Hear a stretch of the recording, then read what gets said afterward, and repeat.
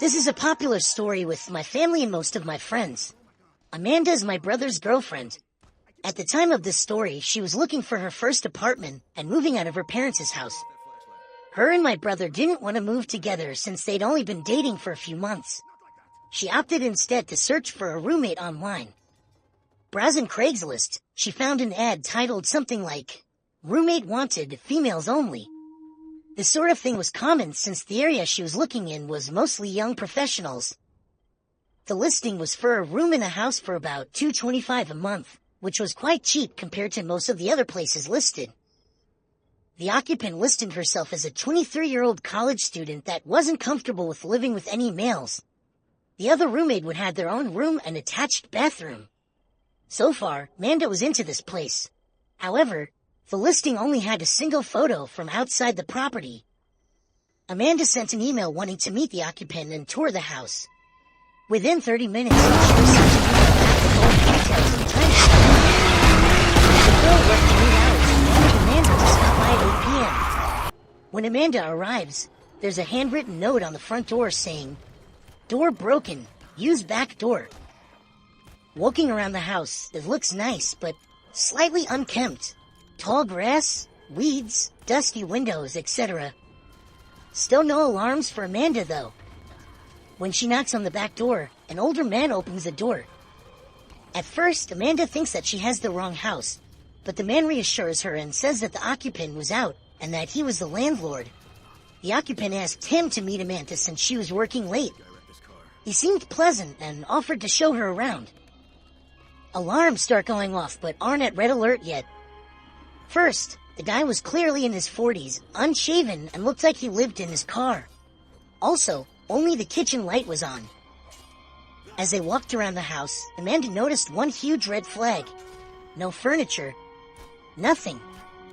The landlord was polite about answering questions, but seemed irritable to keeping the lights on for too long, rushing her around and only letting her look at rooms for a few moments. There was a single room that the landlord wouldn't open, telling her that it was the occupant's room and he didn't want to invade her privacy. As they walk down the hall into the living room, she notices the front door has a plank nailed across it. Quote-unquote broken for sure. Amanda's creepometer is starting to ding, so she decides to wrap up the walkthrough and leave, but trying to be polite. As she's given the guy her "thanks for the showing" bit, he perks up and states that he forgot to show her the basement. He claims it's recently furnished and would be a great rec room, and she should take a look down there. At the time, Amanda and the landlord are standing in the small hallway between the front living room and the back kitchen. In this little hallway was the basement door. When he opens the door, it opens outward to create something of a barrier between Amanda and the back door. The basement is pitch black. He smiles, motions down the stairs, and says, "Ladies first." What happens next is nothing more than a stroke of luck. Amanda gets a text just as some random person parks in front of the house.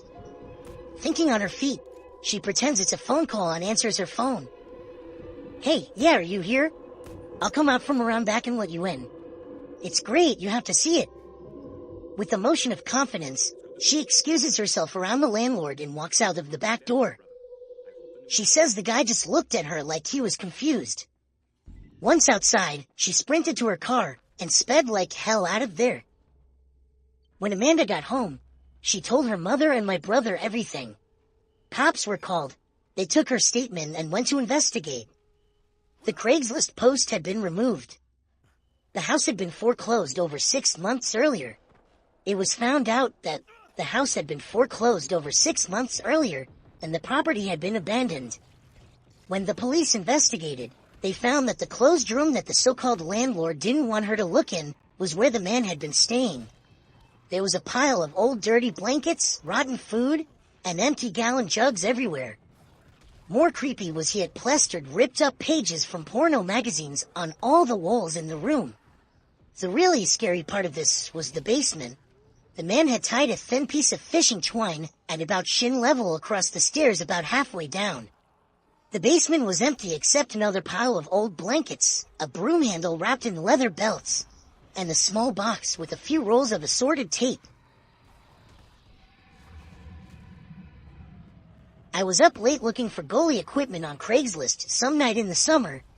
I was only 14 and had no job and therefore no money, so I had to find the cheapest deal possible. I didn't really care about the condition of anything. I came across an ad that seemed like a steal. The pictures showed the pads, blocker, glove, and stick. They were all in visibly good condition. It was only listed for $50. That seemed like an insane deal. I contacted the seller via text, and he asked me a few questions, one of which was how old I am. I responded 14, and he told me he's glad to hear that I'm dedicated at a young age. It didn't really seem weird to me what he said at the time, but now that I look back on it, I should have been wiser. I asked the seller for his address, but he instead asked me what town I'm from, and that he could just meet me somewhere walking distance from my house. I didn't know how I felt about this, but I really wanted that equipment. We agreed to meet in the parking lot of the mall, which is literally down the block from my house. I stood alone in the exact spot I described for a few minutes, until I heard somebody toot their horn. I noticed a white van parked away from all the other cars. And then I received a text saying that he was in the white van. I replied telling him to come out with the equipment, but he said it would be easier to do the transaction in the van. I had a really bad feeling about this and hightailed away from there. I ran down the block, and when I looked back, I saw the white van driving down the street behind me. Now there was someone in the passenger side as well. I didn't want to lead them to my house, so I cut into some random person's backyard and hopped over the fence. I was on the opposite side of the block now, hiding behind a bush. Within 20 seconds, the white van passed by, then turned the next turn, vanishing from sight. It was safe to run back to my house now. My parents flipped shit on me when I told them about it. I didn't get the tag number or a good look at their faces, so all they could report was a suspicious white van. The Craigslist ad was taken down, so I couldn't show it to my parents. I thought it was over, but that night, I heard a vehicle engine running outside. I looked out my window down to the street and saw the white van sitting across the street. But as soon as I looked out the window, the van drove off down the road out of sight. I haven't seen it since. I don't know if they saw me or not, or if they somehow found my address. It makes me paranoid to this day. I was selling a dining room set on Craigslist. I listed it for $1,200, but put slightly negotiable on the title. It was a good-looking set, but I wasn't getting any offers. I did live in the country, though, so not a lot of people lived in my town. I finally received a call about the set. The man on the other end of the phone had a very shaky voice, and he sounded a bit off, but I can't really explain how. He wanted to check out the set to make an offer, so I gave him my address, and he said he would be over within the hour. I dusted off all the furniture one more time to make it look as nice as possible. The doorbell rang within 10 minutes. I was shocked. He must have lived really close, which in my area was very surprising. I opened the door and immediately felt uncomfortable about letting this man into my house. He was wearing a white undershirt with yellow stains scattered all over it. His pants were way too baggy and had a few tears in them. His gray mustache stained brown in the middle, and his hair a complete mess. Basically everything you shouldn't look in public, he looked. Basically everything you shouldn't look in public, he looked. He greeted me with a hello in the same shaky voice as before. I invited him in and he immediately caught a glimpse of the dining room set, since the dining room is the first room you see in the house. He began walking around really slowly, making weird sounds and making sure to feel every inch of every piece of furniture. I was very weirded out watching this and decided to break the silence by bringing up the price. I reminded him that my asking price was $1,200. And then he stopped, looked up at me, and gave me the most unnerving smile I had ever seen. "How about $500? He asked me. I laughed a bit at the insane offer, almost thinking he was joking, but when his smile turned to an angry expression, I knew he wasn't. I apologized and told him that's much too low for me. The lowest I would be willing to go is $1,000. The man then started acting even weirder. He put his hands up to his head and started making strange noises again, pacing back and forth. He then looked at me with a look of anger and hatred. This man was not right in the head. I realized it just then and there, and I needed him out of my house. I apologized to him again and thanked him for coming, which was the most obvious way of me letting him know it was time for him to leave. But he didn't move. At this point, the stare he was giving me was obviously a stare of malice. This man was much bigger than me, and I didn't think I could take him in a fight. But then the man moved his hand to his back pocket, and I quickly assumed he was reaching for a gun. I ran upstairs to my bedroom to my closet, leaving the man alone in the dining room. In my closet, I grabbed my .45, loaded it, and took cover behind the wall, sneaking a peek into the dining room.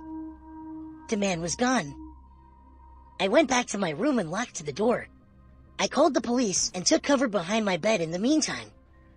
It felt like hours before I heard the police sirens outside my house. However, I stayed put behind my bed. For all I knew, that man was right outside my bedroom door. Thankfully, I hadn't locked the door, and I heard the police enter my house. I left the bedroom with my hands raised and showed them my ID. They had me wait outside while they continued their search. I sat there for probably 5 minutes before the 2 police officers stepped out of my house, with the man in handcuffs. They told me something disturbing. He was hiding in my pantry closet with a loaded gun. I feel it's only a miracle that the police weren't shot at.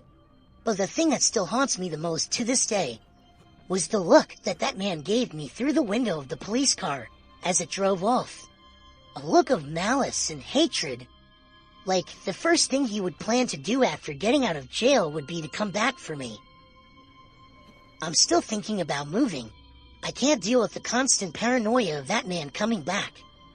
All I can say that can be learned from this is to be very careful when giving your address to people from Craigslist.